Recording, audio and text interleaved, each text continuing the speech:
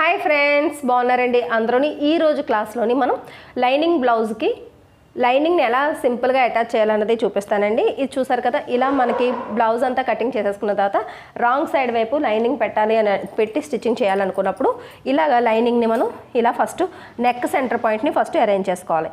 ఇలా అరేంజ్ చేసుకుని ఇది ఇలా పెట్టి ఇక్కడి నుంచి ఇది ఇలా మనం పెట్టుకోవాలి. ఇలా సర్దుకున్న తర్వాత చూసారు కదా, ఇలాగ ఇది పెరల్ పిన్స్ అని అంటారు. ఇలా ప్లాస్టిక్ వచ్చి ఇలా హోల్స్ ఉంటాయి, వచ్చి దీని చుట్టూ కూడా ఇలాగ బాల్ పిన్స్ లాగా పిన్నులు ఉంటాయి అనమాట. ఒకవైపు బాల్స్లా ఉండి ఇలా పిన్ ఉంటుంది. మనం ఇలా పెట్టినప్పుడు మొత్తం బయటకు వచ్చేయకుండా ఈ బాల్ అన్నది మనకి అడ్డేస్తుంది అనమాట. ఇది 15 రూపాయలు. ఇంకా కొద్దిగా ఇలా పెద్ద సైజు అయితే కనుక 30-35 రూపాయలు మాత్రమే ఉంటుంది. ఇది ఒక్కటి కొని తీసుకొచ్చారంటే మీకు పిన్నులు పాడేయకుండా ఉండాలి, కానీ ఎన్ని రోజులైనా వస్తుంది. సరేనండి, ఇది సెంటర్లో చేసి ఇలాగ మీరు పిన్నులు పెట్టేసుకోండి. ఇలా పిన్నులు పెట్టి ఇక్కడ కూడా ఇలాగ పిన్అప్ చేసేసుకోండి. ఈ పిన్నులు అనేవి మీ ఇష్టం అనమాట, ఎన్నన్నా సరే పెట్టుకోవచ్చు.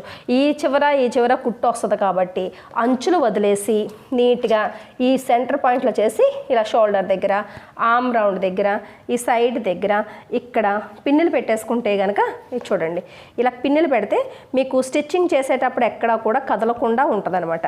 ఈ పిన్నుల్ని యూజ్ చేసుకుని మాత్రమే మీరు లైనింగ్ని జాయింట్ చేసుకోవాలి. లైనింగే కాదండి, కటింగ్ చేసేటప్పుడు కూడా జారిపోతుంది క్లాత్ అని అనుకున్నప్పుడు పిన్స్ పెట్టి కటింగ్ చేస్తాం. లేదు డిజైన్ స్టిచ్చింగ్ చేసినప్పుడు కూడా మనం పట్టుకునేటప్పుడు ఇబ్బందిగా ఉన్నప్పుడు ఏదైనా 2 పీసులను పట్టుకుని స్టిచ్ చేయాలనుకున్నప్పుడు ముందు పిన్ని చేసేసి అప్పుడు స్టిచ్చింగ్ కూడా చేసుకుంటాం. చూసారు కదా, ఇలా అయితే ఎక్కడ కదలకుండా ఉంటుంది.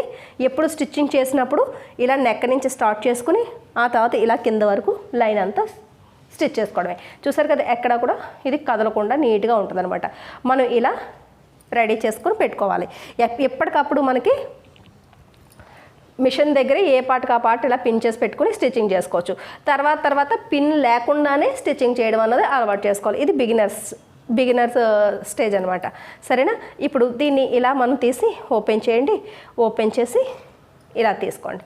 ఇవి 2 రాంగ్ సైడ్ అనమాట.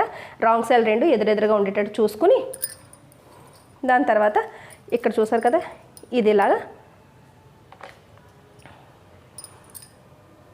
ఇది ఈ రకంగా పెట్టేసుకుంటాం. ఇలా పెట్టుకుని ఫస్ట్ నెక్ దగ్గర ఈ లైనింగ్ అంతా కూడా ఒరిజినల్ పీస్ మీదకి ఉందా లేదా అన్నది చెక్ చేసుకోండి. సరేనా, ఒరిజినల్ పీస్ ఎక్కువ ఉండొచ్చు కానీ తగ్గకూడదు. సరేనా, ఈ రకంగా అరేంజ్ చేసుకుని నీట్గా ఇలా పెట్టుకోండి. ఇలా పెట్టుకుని ఇప్పుడు చక్కగా పిన్నులు పెట్టేసుకోండి.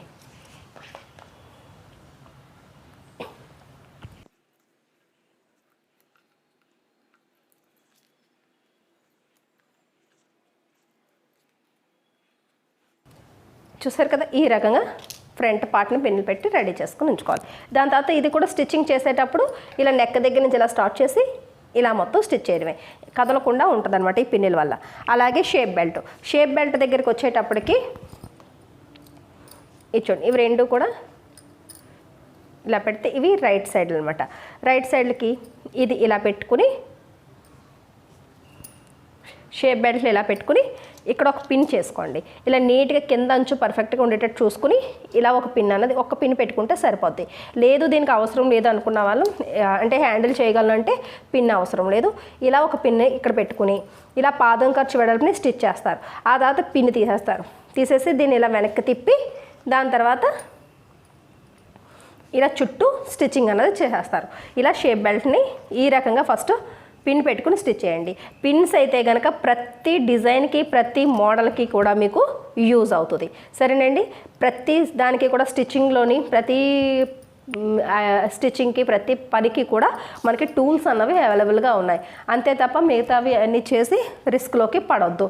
సరేనా, దాని తర్వాత యాక్చువల్గా ఏ పిన్లు పెట్టకుండా స్టిచ్చింగ్ చేయడం అన్నది నేర్చుకోవాలి. అంతవరకు పిన్ సపోర్ట్ అన్నది చేయాలి. కొన్ని క్లాత్లు మనకి ఎంత బాగా స్టిచ్ వచ్చినా సరే జరిగిపోతూ ఉంటాయి. అలాంటప్పుడు పిన్స్ని యూజ్ చేసుకోవాలి.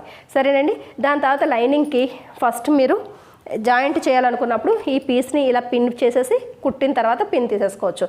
ఆ తర్వాత దీన్ని కూడా సేమ్ అలాగే ఒరిజినల్ పీస్ మీద ఇలా లైనింగ్ పెట్టి చుట్టూ పిన్నులు చేసేసుకుని ఇది కూడా లైనింగ్ని అటాచ్ చేసేసుకోవాలి. సరేనండి, ఈ రకంగా పిన్నులను ఉపయోగించి మీరు స్టిచ్చింగ్ చేస్తే కనుక పర్ఫెక్ట్గా వస్తుంది, ఎక్కడ ముడతలు రాదు, మీ క్లాత్ అనేది డ్యామేజ్ కాదు. సరేనండి, సిల్క్ క్లాత్ అయినా పట్టు సారీస్ అయినా ఏదైనా సరే ఈ పిన్స్ అనేవి మీరు యూజ్ చేసుకోండి, పర్ఫెక్ట్గా వస్తాయి. వీడియో నచ్చినట్లయితే కనుక ఒక లైక్ ఇవ్వండి. మన అమ్మ ఫ్యాషన్ వాళ్ళ ఛానల్ని సబ్స్క్రైబ్ చేసుకోవడం మర్చిపోకండి. మళ్ళీ నెక్స్ట్ క్లాస్లో కలుద్దాం.